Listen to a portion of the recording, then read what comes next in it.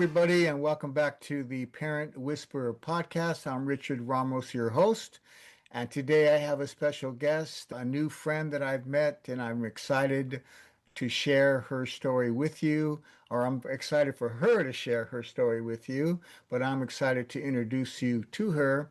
Her name is, let me get to my information. Lena is somebody I recently met, Lena Cebula. And what she does is she is a wife, she's a mother of three. She's a certified Christian leadership coach and founder of Love and Be Loved, a faith-based coaching and wellness platform. And what she does is she helps Christian working moms and all moms, but Christian working moms manage stress so they can respond with grace, strengthen their faith and well being, improve their environment, and leave this is a part I love. I love this. Leave a legacy of peace for their children. So, what more can we ask for? Lena, thank you for your time. Welcome to the program. Please introduce yourself, tell us your story, and tell us how you came to do the work that you're now doing. Yes, thank you so much, Richard, for actually inviting me for to this platform. It's my honor and privilege to share my story. And honestly, guys, I would never have imagined that after 20 years of silence, this is what I would be doing, and I would be standing on stage in front of hundreds of people, and my story gonna be all over social media, on podcasts, TV, radio. And in the past, I was afraid of judgment and rejection. So I thought my story was of guilt, shame, and condemnation. But Mm. now I know that this is a story of God's salvation, of overcoming adversity, and thriving after trauma. And I hope and pray it's gonna serve you and give you hope. So, a little bit about myself. I was born and raised in Ukraine. Actually, I was born and raised in USSR and we resided in Ukraine. So in 91, Ukraine claimed the independence and I ended up being right in the middle of Ukraine in a Russian city. So now I feel like I'm a person with no country because country fell apart, but I came from Ukraine. We adopt you. You have a country. Yeah. We Oh, adopt. yeah. Yeah. I'm a child of God. My parents already struggled in their marriage and they became an alcoholics and lost well-paid job while these countries fall apart. My parents' marriage was falling apart. And at our home, the government turned off the electricity and hot water for outstanding bills. And I was hungry all the time. I was literally starving. And Richard, we talked about little bit before starting the recording when really broke your heart when you went to, and saw your students' environment. Yes. So this would really probably traumatize you if you would come to my home because there was no electricity, no hot water, and it was my home was infested with black mold, cockroaches, mice, and Mm. we really struggle in poverty trying to survive. And we were talking about how much impact this environment create on the kids because of the parents going through this struggle. So I was raised in a home full of strangers who brought booze and drugs, but they actually brought food too. So I was hanging around, just was thinking that I can eat something. So my parents wasn't protecting me and nobody really did anything. And I became an easy target for those guys. And I actually was raped and in the basement of our apartment numerous time. So when I thought things couldn't get any worse, 1 month before my 15th birthday, I woke up with severe abdominal pain and I was scared and confused only to realize that I was actually in labor. So I Mm. didn't know I was pregnant and I didn't know who her father was. My baby girl died 3 months later from health complications, Oh, and I buried her when I was 15.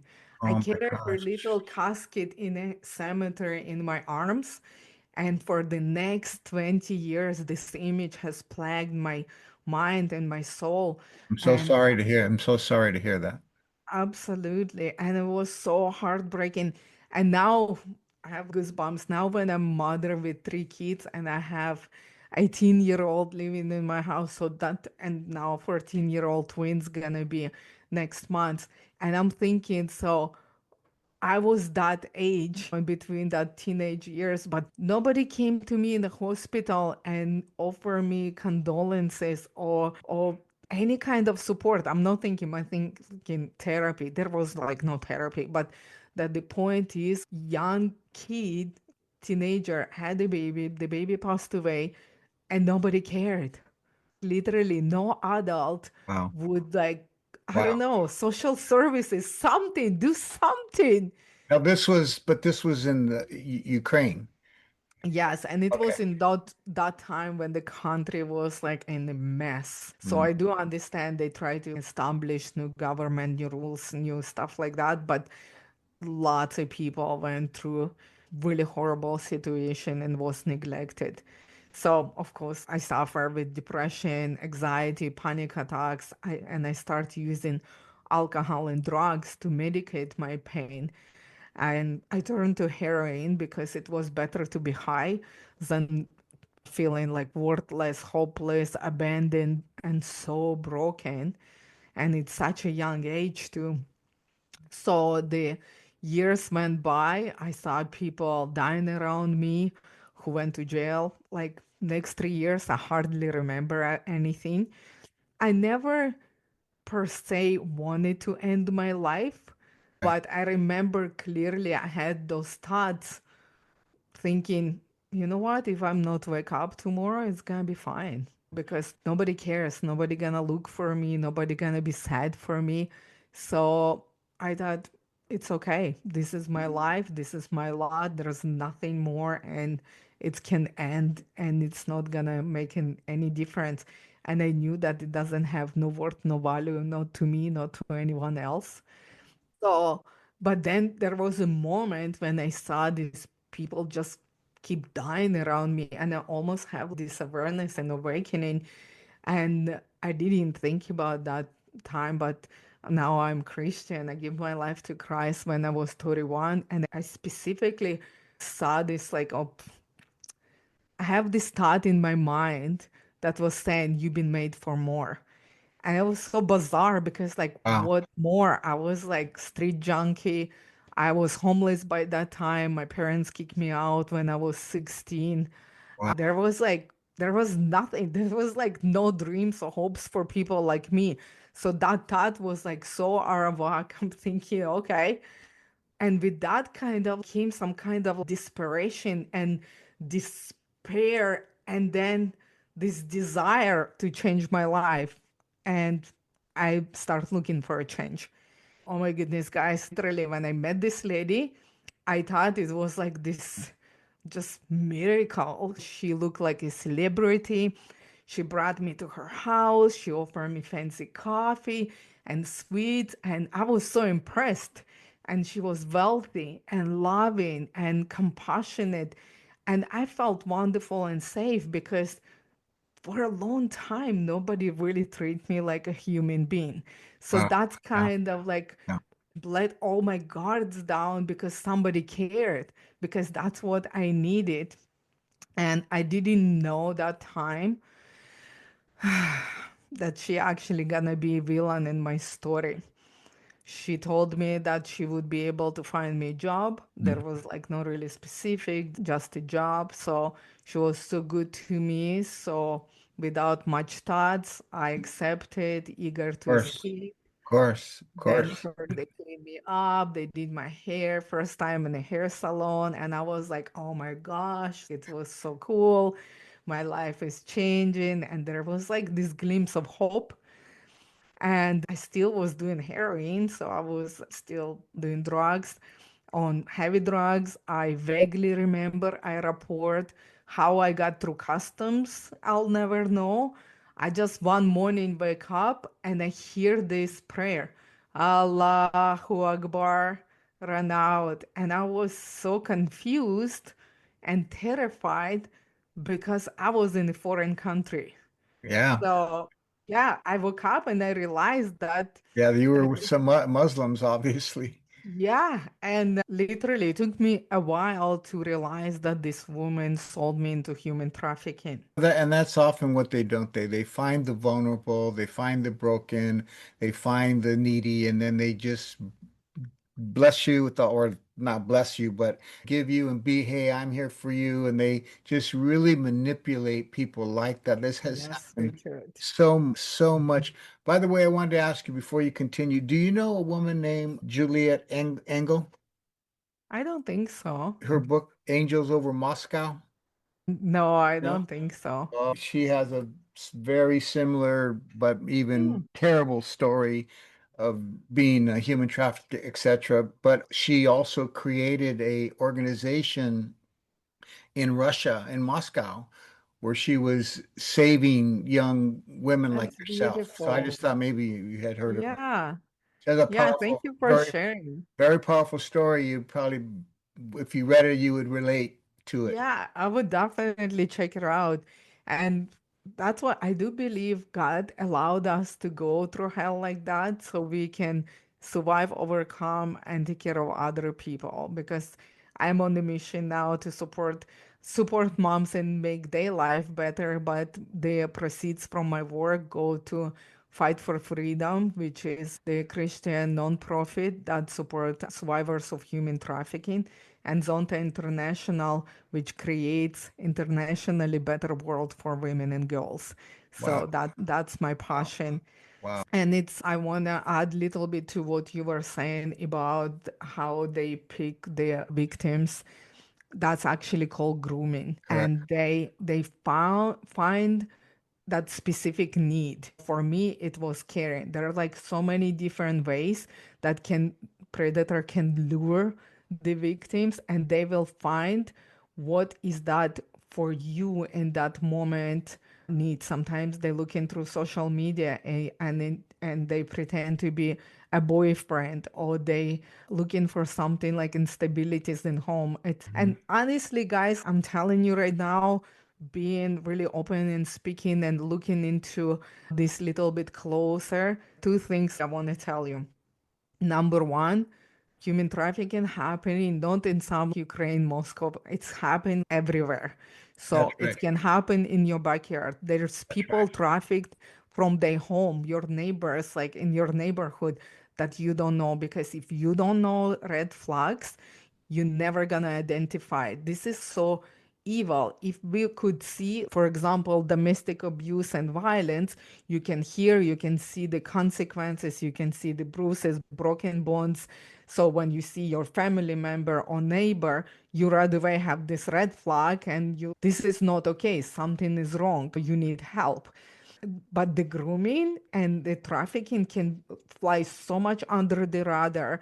I have a lady who I was interviewing on my podcast, and she said, Lena, if I would know the red flags, I would know that my cousin was trafficked. And she sat with us every Christmas, every Easter, and I saw something wrong, but I didn't look, didn't ask the questions, and I thought, oh, it's teenage years and stuff. And she actually was trafficked.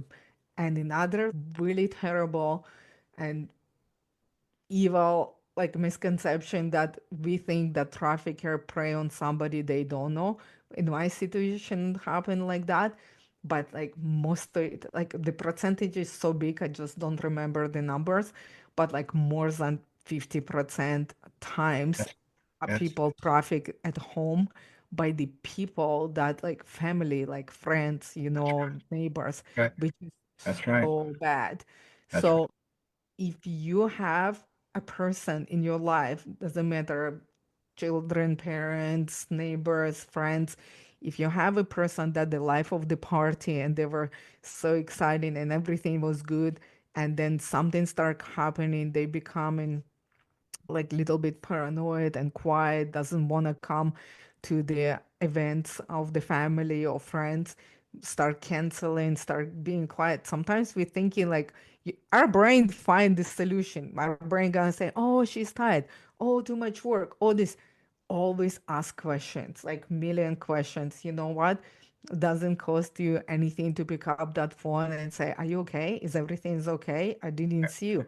Or why this is happening? Is anyhow like I can help you? Maybe with teenager, it's gonna be like, "Mom, I'm just so tired and overwhelmed with the school, friends, blah, blah, blah, blah, blah." And then you get to the point and you're like, okay, if you need help, I'm available to you. But maybe it's gonna be you discover some secret boyfriend there. Maybe Mhm. there's like secret cell Right. phone number. Maybe you will discover they have some kind of like jewelry, new clothes, or something that they cannot afford to buy in their lives. So you have to be so intentional about these changes and ask questions. Then you're gonna see. Because look, somebody had my documents. I didn't have my passport.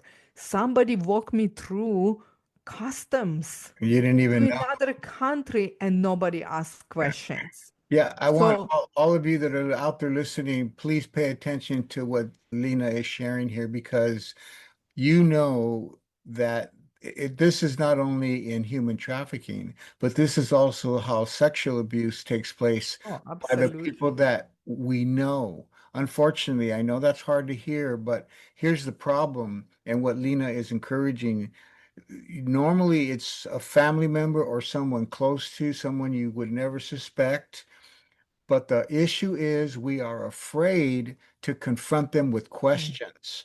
We don't want to ask questions, and it's uncomfortable, but it needs to be done. So I just wanted to encourage all of you, please take heed to what Lena is saying. Go ahead, Lena. Sorry, I just wanted to No, bring that up. absolutely. And you're right. And you know what? I want to add to it because now I'm mom of three kids. And I was like, for me, it was very weird how people sending their kids for sleepovers to their classmates, Oh, to whatever stuff. And I was like, because of my trauma, I'm like super vigilant and little bit over controlling. And we will talk about trauma a bit later. But it's make me really like yes. stranger danger.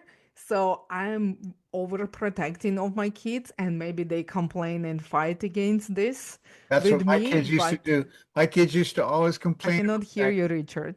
Oh, how about now? Yes, My yes. kids used to always complain about that. I would never let them spend the night anywhere, but now they understand they're all adults. Oh, absolutely. And I didn't let them do it because for my own peace, Mhm. because I'm like, you have home, you're safe here. I know your friend, but maybe some parents I know too, but maybe there's crazy brother, uncle, like father. You never know until you actually live in with those people. People always put their best foot forward and you don't know. So sending your child, especially under 5 years old, it was so bizarre for me. Like just protect your kiddos. And even if it's teenager, make sure that you know that places that they are safe and places that you allow them to go are safe. Make sure that you know the parent. Make sure that you know the some issues. Listen for those stuff. They can say it like, "Oh, I met this friend. She's fantastic. I love her. We are like sisters now, blah, blah, blah. But her brother just come back from jail." Okay. The Yeah. red flag. Just, Red I flag. know sometimes we are so busy, and I'm not against sleepovers. Listen, you have family, there's lots of wonderful people that you can create the memories. If it's possible, be with them, be with the family. I love those when my husband comes with my kids, with the family that we like, with the kids, and it's beautiful. So I'm not talking about just nobody can get anything, but just use that wisdom and discernment because one wrong time will change your child and your life forever. So strongly believe better safe than sorry. Man, it's so much easier to prevent trafficking, sexual abuse, domestic abuse, whatever it is. It's so easier to do that than recover the person's life after events like that. It And takes lots of time, lots of faith, how did you lots of time. Yeah. tell us, Lena, go there with yourself? How did you get out? And what is it? I know the process that you're talking about for you. How was that when you finally were able to escape? Is that the right word? I don't know. Yes, absolutely. I finished the story so we can get full scope because it's gonna get worse until it's get better, okay? So now I'm 18 years old. I'm in Egypt. I find out that we're in Cairo, Egypt, and then they brought us. Actually, there's whole story. If you guys want to read my book, it's called Miraculous: My Journey from Hell to Heaven. I explain there's in details how they forced us under the barbed wire through the desert, and they brought us into Israel illegally, and then they sold us to different brothels. All those, if you watch the movies with this dark room, the red velvet couches, and the men coming by women. Oh, what women? We were like 18-year-olds, so I don't think it's. I don't know. I see my 18-year-old. She's still a kid. No matter where you grow Yes. up, I don't think 18 counts as an adult. Yeah, and they pick each girl, and it was very important what brothel you end up in because the girls who came with me, they went missing, they died, overdose, raped, killed, like all that stuff. So I actually end up in a family business, and I end up having a bodyguard so I could not be like abused. But it's now I'm thinking it's still kind of safety point because nobody could rape me, kill me, and but they have to pay. So the craziest part that my bodyguard, that's who shared the gospel and Wow. the love of God with me. And it's so interesting because if you're Christian and you're thinking like, oh my gosh, God cannot use me where I am and all that stuff, I cannot share my testimony because that's what attracted me to this gentleman who talking about God because I'm like, he was so weird. He was just don't fit into that environment. And then you ask, oh, how is God bring the Christian man in the brothel? Listen, that was like his story was amazing. He couldn't find a job. He came with his wife, and his wife, because she was Jewish, she got like all the job promotions and stuff. And I cannot even find the job. It's so ridiculous. And that's only was one job available. So he Mm. went there to Yeah. support the family. Okay. But in that, he was sharing the gospel. And later on, this is what gonna bring me to Christ, which is mind blowing. But He was there for you. yeah, I always think I have bumps. So what happened is after he sharing the story, he gave me kid's Bible. I never read it, but was cool how he spoke about God. And that's what really was very interesting because this guy was the same talking to the girls, to the drunk customers, to the bosses. He was like the same. And he had this crazy joy. I'm like, what are you smoking, dude? Because you are very unique human being. You are like I never met men like that. Men in my life was drunk, aggressive, vulgar, Mm. this masculine, crazy people. And he was just kind. I up to that point at 18-year-old, I didn't know what kind was. So I couldn't figure out what is about him. So then my grandpa had a heart attack. Oh, and little side note, when I was trafficked, they took me from my country for 3 months. Nobody looked for me. So if I would Wow. die Wow. that Nobody. time, like Yeah. in the desert, nobody would care. So I actually, after 3 months, they allowed me to go home because they already established that I'm not gonna run. But I'm like, run where? Back home? Yeah. Like, Exactly. like Yeah. there's like nothing. So something like what is that saying? From two evil, pick one evil from two Yeah. evils. So something like that. I'm The like, lesser of two evils. yeah, something like that. Oh, and by default, because there was no heroin, I actually went through withdrawals and I was clean from heroin. So I'm like, okay. So then when my grandpa had heart attack and I find out this my bodyguard actually took me to Jerusalem for whole day, and me and his daughter went through literally it's so bizarre to think that, but I walk everywhere that Jesus walked. So from the Wow. brothel to the Wow. Wailing Wall. And Wow. it was so cool because she was this amazing scholar. She's young. I don't know, even I don't remember exactly her age, but she was very young. But she was so proud. She was telling me this God stories, just like her dad. It's so cool. And when we got to the Wailing Wall, they say, okay, just have to pray. I'm like, what is this pray? But I actually put my hands on the Wailing Wall and I pray for my grandfather's life. Wow. And he was spared because he was in coma from heart attack, and the doctor said, you need a miracle. And I'm like, okay, I'll get you a miracle because he's talking about this God that creates the miracle. So let's see. But my point was in all of this because closer and closer I came to that wall, all my dark deeds flashed before my eyes. I was like prostitute, alcoholic, drug addict. I had abortions. I was stealing and drinking and smoking and sold stuff. And then now I'm coming to this omnipotent God, ask him for favor. But I literally just anchor into do this for my grandfather. I know I don't deserve mercy, but do this for him because I know if he dies, my grandma dies and all this stuff, and it was terrible. And those people, only two people that I have some kind of feelings of closeness to. But so interesting that God did hear me and he did answer my prayer. And Wow. not only that, I actually experienced a Holy Spirit encounter, which Wow. is was so bizarre because I was saying to my friend, isn't that supposed to happen when you give your life to Christ? How did the Spirit enter me and have that? Because I had those experiences later when I become a Christian. I'm like, I know 100% this is what happened to me at that wall. And my friend said that God looking into the heart. So he encounter you in like that future, your future self that you gonna give your life to him. I'm like, that's so cool. So because I didn't see that because I just saw who I was and what I was doing.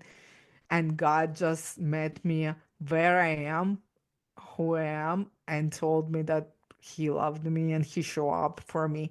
So interesting though that that's what triggered me to leave. So, but that Okay. time I was there almost 2 years. Wow. So, Mm. so I, and then another thing, like most cases, you never leave this kind of situation alive unless you have been rescued. But again, like almost 2 years later, they just set me free and I allowed to go back, which is unheard of. I come back to Ukraine and my trusted aunt who I was sending some money, I was thinking I'm gonna start a new life, I'm gonna buy the apartment, try to have a normal work, try to figure out this life. And she stole all my money and spent it. And the guy who was like Wow. my another bodyguard, who was like a brother to me, he said to me like they will search you and put you in jail because you don't have a stamp in your passport that they're gonna know Mm. at customs that you here illegally, so they're gonna take all your possessions and all that stuff. So I left him all the jewelry, all the like stuff that I accumulated there. I left him because he promised to send it to me. So he stole everything. So I Yeah. came like with nothing again. Wow. But before that, you know what crazy, Richard? They saw my passport. They saw that there's missing, like there's 2 years, like almost like this difference in the dates. And they just look at each other. I remember this like two young officers. And I just saw this like almost smug, this look, and they like look at each other and like wink to each other. Like I know that they know. I Yes. like 100% I knew Yeah. in that moment. And Yes. I have like panic attack. I'm like, this is the time they're gonna arrest me, put me in jail, and do all this stuff. But I was going home, so they're like, just go. And they just Wow. send me on my Again, way. the grace of God showed up in your life again. Absolutely. So I came home and I was so heartbroken because I had so much difficulty to trust people. These two people I trusted that I that never gonna do this to me, which is so bizarre after the life I live. Like I should know better. But I was so betrayed, and my brain again spiraled into anxiety, into this really anger and madness. So I didn't know what to do, and I found that that time one of my friends become number one drug dealer in my city. So I just thinking, okay, this is how I gonna get my worth and value and my fix. And in 3 months, I was on heroin again, and I was right hand of this drug dealer, and I have the job to pay the cops, the mafia. I have so much drugs and money on me, and I had so much influence, and I thought this is gonna bring me that worth and value. Try to like this status, I thought now Right. they're gonna bow to me. Yeah. But there was like still no peace. I was using clean heroin, like dose of 6 people. I knew I gonna be like end up on in the cemetery, or I gonna end up in jail because like the rumor starts going about the raid because there was like lots of drug addicts in my city. And there's again those thoughts about you were made for more. I'm like, this is so bizarre, but I follow this again. So I literally left my city, and there were guys who moved to Kiev. They were like ex-drug addict, but then they give their life to Christ, which is I just put two and two together that again that grace of God. So I'm showing Right. up with this guy's house and slept on the floor and went through hell of the withdrawals. And people literally don't quit heroin by themselves because it's not like this fancy in Hollywood people doing with the IV and vitamins. No, you freaking dying for 7 days. You cannot eat, cannot sleep, like throwing up, sweat. Your hair on your body hurts. Hair. And usually what happened that heart just cannot take it. Usually you have brain heart damage and you just die. That's why people don't quit heroin by themselves. So I quit cold turkey, and before I give my life to Christ, I thought it was like, oh, I'm young, oh, this. That's not true. I do believe God saved me because I was made for more. Yes. So That's right. so what happened then, when I got clean, I tried to find a normal job, but my country was a mess and everything was a mess. So then somebody told me about Canada. Oh, that's not what happened. Not somebody told me. I actually went and sold myself again into sex trade because I was planning to come back to Israel. But I think in that time 9/11 was happening or something Mhm. like that. So they closed the border so nobody would go there. But I sold myself and they brought me to Canada. So that's how I ended up in Canada, actually was trafficked. So Is here in that Canada, where you are now? You live in yes, Canada? that's where I am now. Yes. So I came here, I spoke zero English, and that was one thing because I love to communicate. I don't know how I convinced them to send me to school to learn English. And that's where I've learned about the rules, regulation, police, and all that stuff. And because I don't trust them, but here people like newcomers were like talking about this resource. So I actually took a risk and I ran away. And I live in shelters and I learn English from the level zero. And then I got my first job, uh, normal people job, and I've learned how people live in from 9 to 5, and I have to learn how to behave and how to dress, how to do my makeup in a different way, how to act in different way. But oh, and God led me into cosmetology course. So I finished that and I became a hairstylist. Later on, opened my hair salon. I'm still working as a hairstylist part-time because I love making women beautiful and confident in the way I look. And my other business, coaching business, I love make women confident and beautiful from inside out, that they do Yeah. the work Yeah. that God helped me to heal through, and I guiding them through those steps. So they can be healed and whole and healthy and abundantly wealthy with Yeah. peace and grace. And but it's all built on my own path and my own journey. And that's how I give back now. Lena, you have a fantastic story. Thank you for sharing it. And I hope that those of you out there that are listening to this, I know many of us have gone through our different trials and trauma and whatever, but it's all about us being able to be the best version of ourself now that we're parents, to be the mother, to be the father, the stepmother, the stepfather that our children need. So, Lena, before we end our conversation, talk about maybe some of the steps or some of the ways that you help the women that you work with. Absolutely.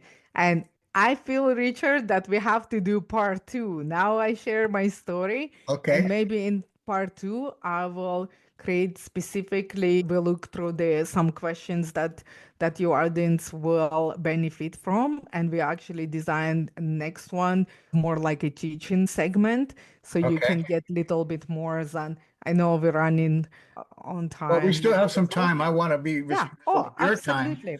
but I'd Oh, love to do part two. Yes, we still have some time, and I just want to be respectful of your time. oh, But absolutely. go ahead. Yes.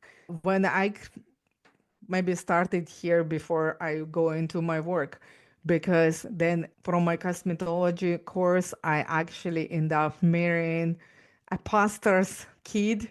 Oh, So God planted me right in the middle of the Christian family, and we got pregnant very early. And that's where that I wasn't drinking, wasn't smoking, doing drugs. But because the space between me just having my normal life was somewhere 1.5, 2 years. So what was interesting, though I tried to be good wife and a mother, but my mind was tormenting me all this past, all feeling not worthy of being wife and a mother after everything I've seen, I've done. That time, what is 20 years ago, we didn't talk about PTSD.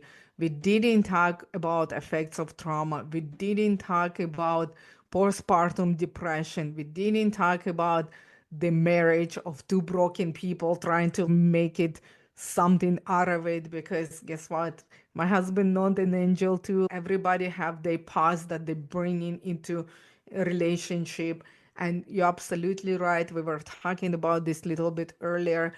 Until the person in the family take their own responsibilities and ownership for their thoughts, behavior, feelings and stuff like that, that's the part of the maturity. And see that, okay, there's the trigger, there's the trauma. That time we didn't have those words. I just realized, okay, when he does this, I do this. When I think this, I do that. And it's always negative. I didn't that's know right. it's trauma. I didn't know that if I just gonna have my idea was, if I have healthy relationship, clean home, food all the time, I will be serving to the best of my ability, take care of this baby, everything gonna be good, because I give them everything I didn't have. And Right. I thought this is will solve the problem, but it's almost external That's until right. I realize stuff triggers me, my behavior. I'm getting angry because I get scared when there's dark and my husband's still not home. I have panic attack. I Mm, cannot go outside in the dark. Or like when my daughter had high fever, I literally mm. saw this little casket that I was carried to the cemetery. Oh And yeah. I heard the voices like, did baby gonna die? You gonna end up on drugs. He will kick you out because you're worthless and useless mother. And I didn't have any support at the time. His family live in US. My family never had support, so I didn't know about the moms groups or anyone. There was like no social media, no any moms groups that I can learn about, that what I feeling is normal. I just have to have that process to actually have this awareness and actually take the action for that too. But first thing that would happen that make an amazing shift and transformation in me, it's when his family invited me to go to church with them, and when my daughter was 4 year old, I give Mm. my life to Christ. Wow. So Wow. Yeah. that was like huge identity shift into who I am. Who I you don't are. have to be like Right. worthy or deserving his love. He just give it to me freely just because he loves me. And Right. it was like huge transformation in me because nobody give me anything without wanting anything in return. There were never free gifts. So I got salvation. And then my husband said to me this phrase. He said to me, Lena, you are a good mom, but you are not in control of life and death. God is. So you have this child, you have to do what you can, and the rest of it you cannot think of because you still, whatever it's happened, gonna happen, doesn't matter what you're gonna do. And it's give me so much freedom. That time I didn't have as much faith. I just have this belief that, wow, okay, so God's love me and He gonna take care of it. And if it's His will, this is gonna be His will and on Him. And my husband not gonna kick me out if something happened because he knows that I do my best. And I have to hold on to that and release the control for her life. And it was such a huge burden off my shoulder. So I could control my anxiety. So that was identity part. It was huge for me, understanding who you are in Christ instead of allowing the stress, the performance trauma to define you. The second part of my program as well that I'm really passionate to teach people, it's the awareness. Awareness is recognizing the thoughts, emotions, habits that keep you stuck and can respond intentionally instead of acting automatically because usually Right. it's negative. Like That's right. usually there's no triggers that I had in my life that they were glorious and for benefit of my family. It always was bad. And triggers usually come with the fear, with being running on empty, not to taking care of your wellness as well, which is really passionate to talk about the strategies, the faith center and identity, but it's always about well-being to concentrate on your emotional wellness, mental health, physical health, they all and spiritual health, they also intertwine. So you That's need right. to make sure that you paying attention. You don't have to be perfect, but sometimes when you have that, I'm working through different exercises that the ladies can look at it and say, "Oh, okay, now I understand." Then we decide what we can do about it. And the third one, excuse me, the third one is action because I do believe God delegate for us to make the moves. That's God right. loves when we're Yes. actually moving because you can see, okay, this is triggers me, but okay, God, fix me, heal me, Yeah. move me, do Doesn't something to me. doesn't work. I'm waiting. Yeah. Come on, I want to be healed. You want me to be healed? Come on, let's go. Because I do believe God delegate the stuff that we're trying to delegate to Him. And it's really, we need to take practical biblical steps every day that build healthier habits, stronger relationship, and lasting peace. But sometimes it gets very overwhelming. It took me, guys, almost 20 years. This is my life in 20 years. What I do through my coaching, I try to get you to that faster, better, because I do believe when we surround ourselves with people who can offer the support, it can really shorten in the time. I'm not saying that it's gonna happen for you like that because everyone is different, but I know with the consistency and support with someone who's number one went through, and I believe I'm victorious. I'm not saying that I'm done. There's lots of things that God's still working through me, but I kid you not, I'm not the same person that I was 20 years ago. I'm very stable. And literally, I tell you honestly, and it's funny because I was talking to my 18-year-old about it, and she was so upset. And she's like, why life have to be so hard? And I said to her, listen, I'm 45-year-old. Last year, I have complete breakthrough. And this year, like, and by the way, I took so many coaching therapy, psychotherapists, nutritionists, health coaches, life coaching. Was my life because I want to be better for myself, for my family. I want to create better environment. And because I saw clearly something is wrong with me, and I saw as well, especially like watching Joyce Meyer from the stage talking about her sexual abuse since she was like 3 years old, and they saw that if she could do it, if she can heal and overcome, I can do it too. So I saw that possibility. So I want to tell you guys, as long as you believe that the transformation is possible, and it is, because this woman was saying, I'm telling you, it's take time, it's take the resources, trying different things, but this is what I live and this is what I teach, because partner up with God, then partner up with someone who can help you to see and have that awareness about what you're doing, how you're doing. You can figure out this on you by yourself, but having someone beside you to actually teaching already proven framework, it just save you time and struggle. If somebody come to me 10 years ago and say, Lena, I know what you need, let's do it, I would go with them. And if they told me that today I'm gonna be sitting here, and this year I have the most breakthrough, I have this supernatural peace, like nothing like can, literally there's moments that I'm just amazed. And guess what, my family is still messy. The teenagers, I have three teenagers in the house, 18-year-old and 13-year-old twins. Trust me, next month they're gonna be 19 and 14-year-old twins. And it's like, they go into high school, colleges, they have the trauma, drama, the boyfriends, the friends, the rejection, and like, and I'm just making my coffee. I'm like, tell me more. And my heart just in so much peace. And I'm like, I love this life. I truly love this life. And looking back, if God would say, you know what? I would give you one wish. I can change your life. I can give you good family. I give you everything your heart desires. The peace, even peace like this from beginning, and loving husband and beautiful, wonderful children. Anyway, make perfect everything, but change your life. I would say no.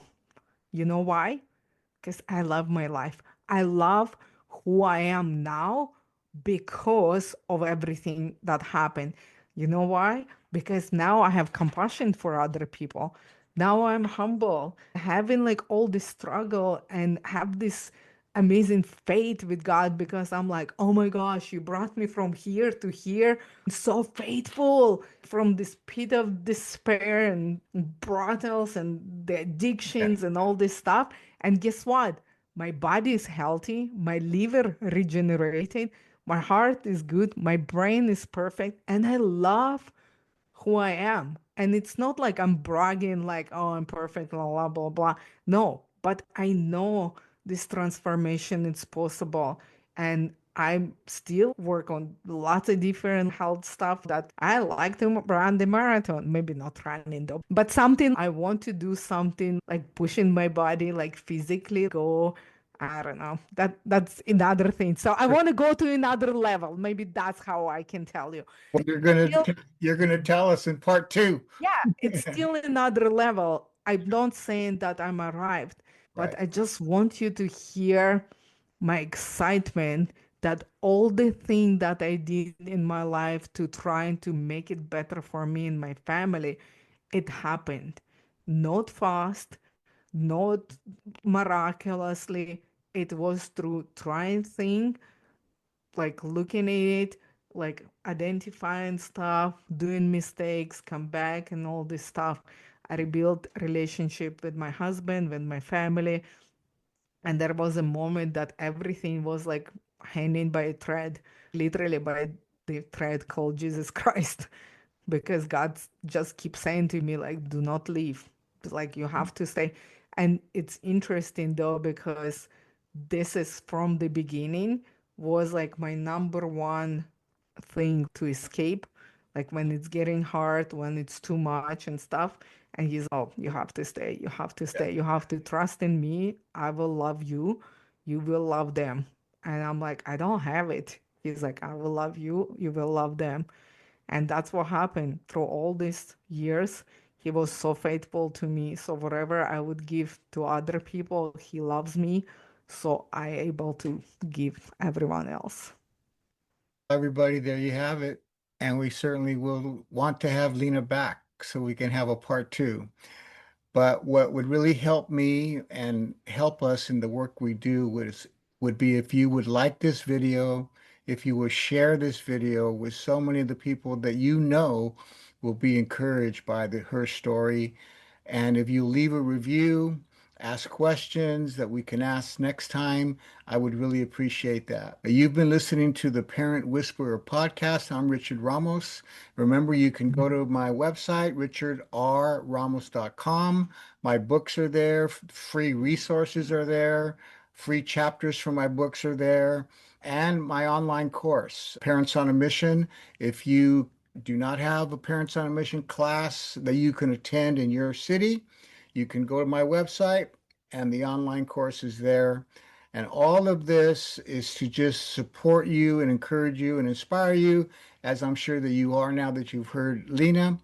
And I leave you with the same thing I always leave you with. Parents on a Mission is not for bad parents, it is for good parents who want to get better. Thanks for listening. Lena, thank you for your time, and we'll see all of you guys next time.